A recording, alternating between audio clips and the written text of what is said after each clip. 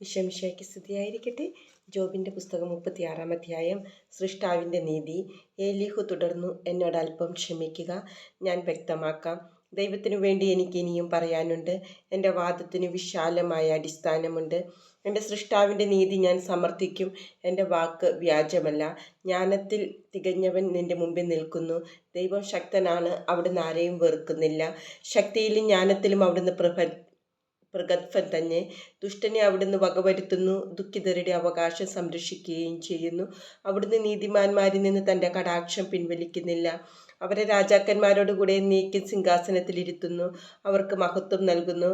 അവർ ചങ്ങലകളാൽ ബന്ധിക്കപ്പെടുകയും പീഡാപാശങ്ങളിൽ കുടുങ്ങുകയും ചെയ്യുമ്പോൾ അവിടുന്ന് അവരുടെ പ്രവൃത്തികളും അഹങ്കാര നിമിത്തമുണ്ടായ പാപങ്ങളും അവർക്ക് വെളിപ്പെടുത്തുന്നു.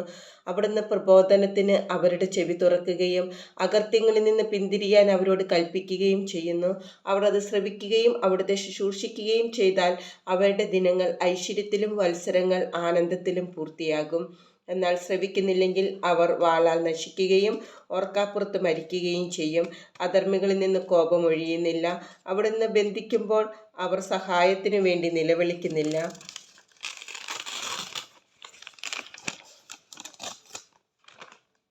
അവർ യൗവനത്തിൽ തന്നെ മരിക്കുകയും അവരുടെ ജീവിതം അപമാനത്താൽ കലാക്ഷിക്കുകയും ചെയ്യുന്നു.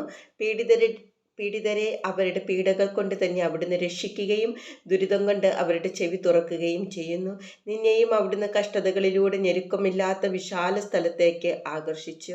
നിന്റെ മേശമേൽ ഒരുക്കിയിരുന്നത് കൊഴുപ്പുള്ള പദാർത്ഥങ്ങളാണ്. എന്നാൽ നിന്നിൽ ദുഷ്ടരുടെ ന്യായവിധി നിറഞ്ഞിരിക്കുന്നു. വിധിയും നീതിയും നിന്നെ പിടികൂടും. കോപം നിന്നെ പരിഹാസത്തിലേക്ക് തിരിക്കാതിരിക്കാൻ നീ സൂക്ഷിച്ചു കൊള്ളുക. മോചനദ്രവ്യത്തിൻ്റെ വലിപ്പവും നിന്നെ വ്രതചലിപ്പിക്കാതിരിക്കട്ടെ. കഷ്ടതയിൽ അകപ്പെടാതിരിക്കാൻ നിന്റെ നിലവിളിയോ നിന്റെ കരുത്തോ ഉതുകുമോ? ജനതകൾ തങ്ങളുടെ സ്ഥാനങ്ങളിൽ നിന്ന് വിച്ഛേദിക്കപ്പെടുന്ന രാത്രികൾ വരാൻ നീ കാക്ഷിക്കരുത്. അകൃത്യങ്ങളിലേക്ക് തിരിയാതിരിക്കാൻ നീ സൂക്ഷിച്ചു കൊള്ളുക. കാരണം പീഡനങ്ങളെക്കാൾ ഇതാണല്ലോ നീ തിരഞ്ഞെടുത്തിരിക്കുന്നത്.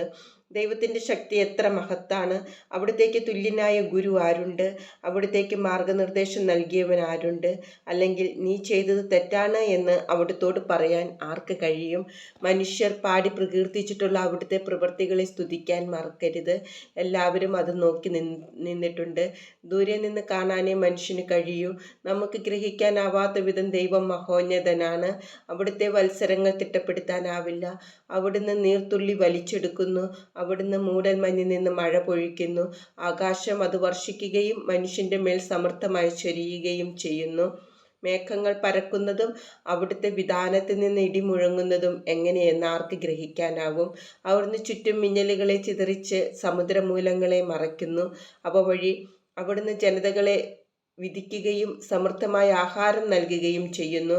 അവിടുന്ന് മിന്നലുകൾ കൊണ്ട് തൻ്റെ കൈകൾ മറയ്ക്കുന്നു. ലക്ഷ്യത്തിൽ തറയ്ക്കാൻ അതിനെ നിയോഗിക്കുകയും ചെയ്യുന്നു. അകൃത്യങ്ങൾക്കെതിരെ രോഷം പൂണ്ട് അസഹിഷ്ണുവായവനെ കുറിച്ച് ഇടിനാദം വിളംബരം ചെയ്യുന്നു.